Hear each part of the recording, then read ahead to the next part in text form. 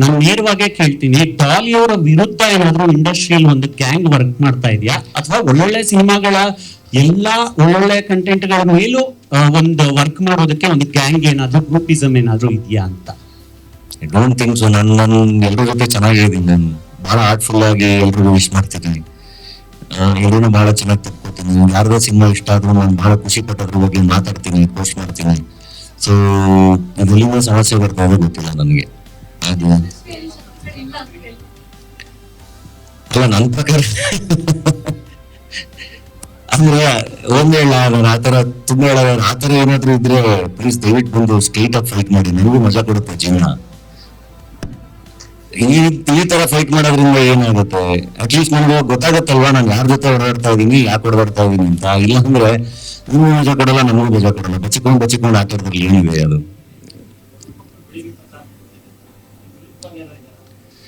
ಬಡವರ ಮಕ್ಕಳು ಬೆಳಿಬೇಕು ಅದೇನು ಆ ಸ್ಟೇಟ್ಮೆಂಟ್, ಅದಕ್ಕೆ ನಾನೇ ಕಾಲ್ ಮಾಡ್ಕೊಂಡ್ಬಿಟ್ಟೆ.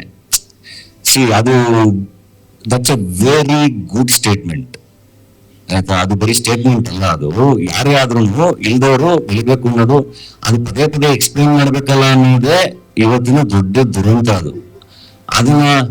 ಅದನ್ನೇನು ನನ್ಗೇನು ಆಗ್ಬೇಕಾಗಿಲ್ಲ ಅದರಿಂದ, ಅಥವಾ ಅದರಿಂದ ನಾನು ಉಪಯೋಗ ಪಡ್ಕೊಂಡು ಏನೋ ಆಗ್ಬೇಕಾಗಿಲ್ಲ. ನಾವು ಕೆಲಸ ಮಾಡ್ಕೊಂಡು ಬಂದಿರೋದು. ಯಾವ್ದೋ ಸ್ಟೇಟ್ಮೆಂಟ್ ಇಂದ ನಾನು ಇಲ್ಲಿವರೆಗೂ ಬಂದು ಕೂತಿಲ್ಲಲ್ಲ. ನಾನು ಕೆಲಸ ಮಾಡ್ಕೊಂಡು ಬಂದಿರೋ ಮನುಷ್ಯ ತಾನೆ. ಈ ಪ್ರತಿ ಸರಿ ಎಲ್ರಿಗೂ ನನ್ನ ಜರ್ನಿ ಕೂಡ ಗೊತ್ತು. ಸೊ ಅದೇನ್ ಗೊತ್ತಾ ನಿಮ್ಗೆ, ಖ್ಯಾತಿ ತೆಗಿಬೇಕು ಅಂದ್ರೆ ಎಲ್ಲಿಂದ ಹೆಂಗ್ ಬೇಕಾದ್ರೂ ಖ್ಯಾತಿ ತಕೊಂಡ್ ಬರ್ಬೋದು. ಅಂಡ್ ಅದಕ್ಕೇನೆ ನಾನು ಮಾತಾಡೋದೇ ಬೇಡ ಅಂತ ಹೇಳಿ ದೂರ ಉಳ್ಕೊಂಡಿದ್ದೀನಿ. ಇಂಟರ್ವ್ಯೂಸ್ ಕೂಡ ಬೇಡ ಅಂತ. ಯಾಕೆಂದ್ರೆ ಇವ್ರು ಏನ್ ಹೇಳಿದ್ರು ಅದನ್ನ ಹೆಂಗ್ ಬೇಕಾದ್ರೂ ಅದನ್ನ ಈಗ ಇಷ್ಟೆಲ್ಲ ಮಾತಾಡಿದೀವಲ್ವಾ, ಇದ್ರಲ್ಲಿ ನಾನು ಆರಾಮಾಗಿ ಮಾತಾಡ್ಕೊಂಡು ಹೋಗಿದ್ದೀನಿ. ಈಗ ನೀವೆಲ್ಲ ಇದ್ದೀರಾ, ನೀವೆಲ್ಲರೂ ಗೊತ್ತು. ನಿಮಗೆ ನಾನು ಮಾತಾಡಿರೋ ಇಂಟೆಂಟ್ ಏನು, ನನ್ನ ಉದ್ದೇಶ ಏನು, ಎಲ್ಲರೂ ಬಹಳ ಚೆನ್ನಾಗಿ ಅರ್ಥ ಆಗಿರುತ್ತೆ. ಇದ್ರಲ್ಲಿ ಕರೆಕ್ಟ್ ಆಗಿ ಯಾವ್ದೋ ಒಂದು ಬೇರೆ ಅರ್ಥ ಬೇರೆ ನಿಮ್ಗೆ ಕಟ್ ಮಾಡಿ ಸೋಷಿಯಲ್ ಮೀಡಿಯಾಗೆ ಎಸ್ತ ಅಂದ್ರೆ ಅಲ್ಲಿ ನಡೀತಾನೇ ಇರುತ್ತೆ. ಪೂರ್ತಿ ನೋಡೋದೇ ಇಲ್ಲ, ಯಾರಿಗೂ ಸಮಯನೇ ಇಲ್ಲ, ನಡೀತಾನೇ ಇರುತ್ತೆ. ಅವ್ರ ಪಾಡಿಗೆ ಅವ್ರೇನೋ ಹಾಕೊಂಡು ಇದ್ ಮಾಡಿ ಹಂಗ್ ಮಾಡಿ ತಿರುಗಿಸಿ ದೋಸೆ ಹಾಕಿ ಏನೋ ಮಾಡ್ತಾನೇ ಇರ್ತಾರೆ. ನನ್ ಫಸ್ಟ್ ಅದು ಆಕ್ಚುಲಿ ಎಕ್ಸಿಸ್ಟ್ ಟೈಮ್ಗೆಲ್ಲ ನಾನು ಬಹಳ ಡಿಸ್ಟರ್ಬ್ ಆಗಿದೆ. ಇವಾಗೆಲ್ಲ ನಾನು ತಲೆನೇ ಕೆಡಿಸ್ಕೊಳ್ಳಲ್ಲ. ನನ್ನ ಟ್ವಿಟರ್ ಓಪನ್ ಮಾಡಲ್ಲ. ನಾನು ಇನ್ಸ್ಟಾಗ್ರಾಮ್ ಅಲ್ಲಿ ನಾನು ಏನ್ ಪೋಸ್ಟ್ ಮಾಡ್ಬಿಟ್ಟು ಸುಮ್ಮನೆ ಆಗ್ತೀನಿ. ಈಗ ಇದನ್ನ ಹೇಳಿದೀವಲ್ವಾ, ಇನ್ಸ್ಟಾಗ್ರಾಮ್ ಅಲ್ಲಿ ಒಂದು ತಗೊಂಡು ಓಪನ್ ಮಾಡ್ಕೊಂಡಿರ್ತಾರೆ. ಒಂದು ಪೋಸ್ಟ್ ಹಾಕಿದ್ರೆ ಒಬ್ಬನೇ ಬಂದು 1000 ಕಮೆಂಟ್ ಹಾಕಿದಾರೆ. ಏನ್ ಪ್ರೋಗ್ರಾಮಿಂಗ್ ಏನು ಟಕ ಅಂತ ಏನ್ ಮಾಡಕ್ಕೆ ಆಗ್ತದೆ? ಈಗ ಮದರ್ ಪ್ರಾಮಿಸ್ ಸಿನಿಮಾ ರಿಲೀಸ್ ಆದ ದಿನದಿಂದ ಧನಂಜಯ್ ಅವರ ಹಳೆ ವಿಡಿಯೋಗಳು, ಕೆಲವು ಒಬ್ಬ ನಟನ ಬಗ್ಗೆ ಮಾತಾಡುವಂತ ಹಳೆ ವಿಡಿಯೋಗಳು ಎಡಿಟ್ ಆಗಿ ಬೇರೆ ಬೇರೆ ರೀತಿ ಬಿಂಬಿಸುವಂತ ಒಂದು ಕೆಲಸ ಆಗ್ತಿರುವಂತದ್ದು. ನಾವು ಅಂದ್ರೆ ಯಾವಾಗ ಈಗ ಕುತ್ಕೊಂಡು ಪೇಜ್ ಓಪನ್ ಮಾಡೋದು, ಸ್ಕ್ರೋಲ್ ಮಾಡ್ತಾ ಇದ್ರೆ ಅದೊಂದು ವಿಡಿಯೋ ಬರುತ್ತೆ. ಧನಂಜಯ್ ಅವರು ಹಳೆ ವಿಡಿಯೋಗಳು ಏನು ಮಾತಾಡುವಂತದ್ದಿತ್ತು, ಅದು ಬೇರೆ ರೀತಿ ಬಿಂಬಿಸ್ತಾ ಇರುವಂತದ್ದು. ಸೊ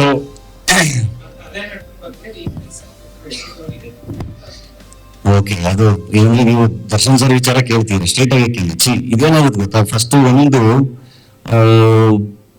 ಯಾವಾಗ್ಲೂ ಈಗ ಸುದೀಪ್ ಸರ್ ಒಂದ್ಸರಿ ಅದನ್ನ ಹೇಳಿದ್ರು. ಆಕ್ಚುಲಿ ನೀವು ಹೋಗಿ ಎಲ್ಲಾ ಕಲಾವಿದ್ರು ನಿಮ್ಗೆ ಈಗ ಆಯ್ತಲ್ಲ, ಏನ್ ಅನ್ಸುತ್ತೆ ಅಂದ್ರೆ ಯಾವ ಕಲಾವಿದ್ರು ಸಡನ್ ಆಗಿ ಏನೋ ಆನ್ಸರ್ ಮಾಡಕ್ ಗೊತ್ತಾಗಲ್ಲ ಒಂದು.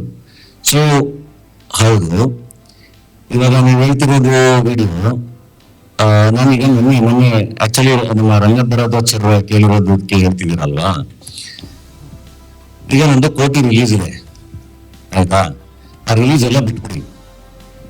ನನಗೆ ಈಗ ಪೂರ್ಣ ನನಗೆ ಬಹಳ ಇಷ್ಟ. ನಂದು ಅವನು ಅಣ್ಣ ತಮ್ಮನ ಸಂಬಂಧ ಎಲ್ಲ ಇದೆ. ಅವನು ಸೂಪರ್, ಅವನು ಇದು ನಾವು ಬಹಳ ಎಮೋಷನಲಿ ಕನೆಕ್ಟೆಡ್ ಎಲ್ಲ ಇದೆ ನಿಮ್ಗೂ ಪೂರ್ಣಗೆ ಅಲ್ವಾ.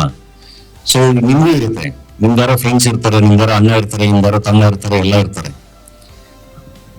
ಅವರು ಯಾವ್ದೋ ಒಂದು ಪರಿಸ್ಥಿತಿಗೆ ಈ ತರ ಸಿಗಾಕೊಂಡಾಗ, ಅದು ಗೊತ್ತಿದ್ದಾಗಿದೆಯೋ ಗೊತ್ತಿಲ್ಲದಲ್ಲ ಆಗಿದೆಯೋ, ನಿಮ್ಗೆ ಕೋಪ ಬರಲ್ವಾ? ನಿಮ್ಗೆ ಬೇಜಾರು ಆಗಲ್ವಾ? ಆಗತ್ತೆ ತಾನೆ? ಹಿಂಗ್ ರಿಯಾಕ್ಟ್ ಮಾಡ್ತೀರ ಅವಾಗ? ಬೇಜಾರಾಗತ್ತೆ ತಾನೆ, ದುಃಖ ಆಗುತ್ತೆ ತಾನೆ, ಎಲ್ಲರೂ ಆಗುತ್ತೆ ತಾನೆ. ಹಿಂಗೆ ನೀವು ರಿಯಾಕ್ಟ್ ಮಾಡಕ್ಕಾಗುತ್ತೆ. ಅದೇ ತರನೇ ಎಲ್ಲರೂ ಹೇಳಿರ್ತಾರೆ. ಪರ್ಸನಲಿ ಸುದೀಪ್ ಸರ್ ಇಂದ ಹಿಡಿದು ಶಿವಣ್ಣ ಹಿಡಿದು ಇಂಡಸ್ಟ್ರಿಲಿ ಎಲ್ಲರೂ ಬೇಜಾರ ಮಾಡ್ಕೊಂಡಿರೋದು, ಹಿಂಗ ಆಗ್ಬಾರ್ದಾಗಿತ್ತು ಅಂತ ಎಲ್ಲರೂ ಬೇಜಾರ ಮಾಡ್ಕೊಂಡಿರೋದು. ಯಾರು ಏನು ಅದನ್ನ ಯಾರು ಸೆಲೆಬ್ರೇಟ್ ಮಾಡೋದಲ್ಲ, ಹಂಗಿಂತ ಯಾರು ತಕ್ಕಂತ ಸಪೋರ್ಟ್ ಮಾಡ್ಕೊಳಕ್ಕಾಗಲ್ಲ ಅಲ್ವಾ ಆ ಥರದ ಸಿಚುವೇಶನ್ ಅಲ್ಲಿ.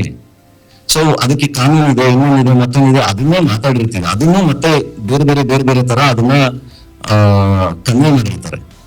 ಅಂಡ್ ಈಗ ರೀಸೆಂಟ್ ಆಗೂ ಅಷ್ಟೇ, ಈಗ ಆ ಪ್ರಶ್ನೆ ನನಗೆ ಬರುತ್ತೆ ಅಂತಾನು ಗೊತ್ತಿರಲಿಲ್ಲ.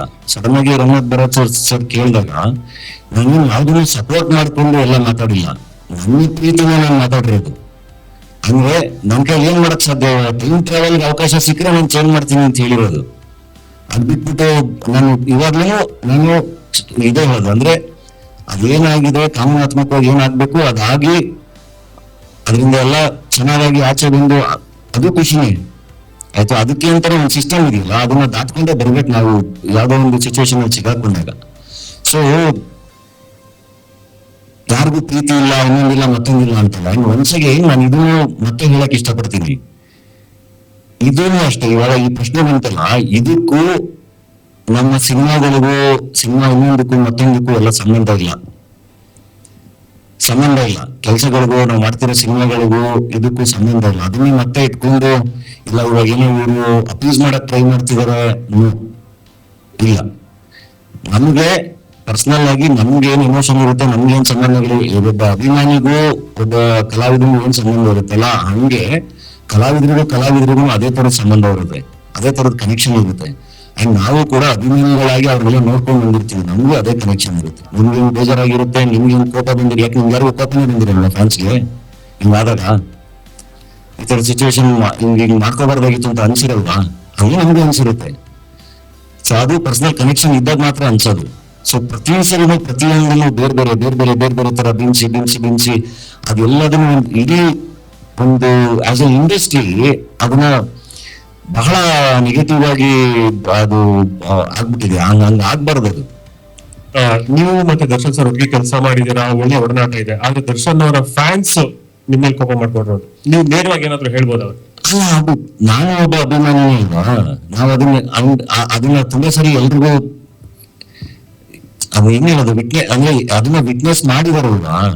ನಾನು ಹೇಳ್ತಿರೋದು ಪ್ರಾಕ್ಟಿಕಲಿ ಅದೇ, ಈಗ ಸ್ವಂತ ಅಣ್ಣ ತಂದಿರೋ ಜಾಗದಲ್ಲಿ ಇದ್ರೂ ಇದೇ ತರ ಇರುತ್ತೆ. ಸೊ ಇದು ಒಂದು ಪ್ರೋಸೆಸ್, ಅದು ಕಾನೂನಾತ್ಮಕವಾಗಿ ಏನಾಗ್ಬೇಕು ಹಂಗೆ ಆಗ್ಬೇಕು. ಯಾರು ಏನು ಚೇಂಜ್ ಮಾಡಕ್ಕಾಗಲ್ಲ, ಯಾರು ಹೋಗಿ ಟಕ್ಕಂತ ಏನೋ ಬದಲಾವಣೆ ಮಾಡಕ್ ಆಗಲ್ಲ ಅದು. ಅಂಡ್ ಆ ಘಟನೆ ಆಗಬಾರ್ದಿತ್ತು ಅಂತ ಅಷ್ಟೇ ನಾವು ಹೇಳಕ್ಕಾಗತ್ತೆ, ಬಿಟ್ರೆ ನಮ್ಮ ಕೈಯಲ್ಲಿ ಯಾರ ಕೈಯಲ್ಲೂ ಬೇರೆ ಏನು ಇರಲ್ಲ. ಅಂಡ್ ಎಲ್ರೂ ಒಳ್ಳೆದಾಗಲಿ ಅಂತಾನೆ ವಿಶ್ ಮಾಡ್ತಾ ಇರ್ತೀವಿ.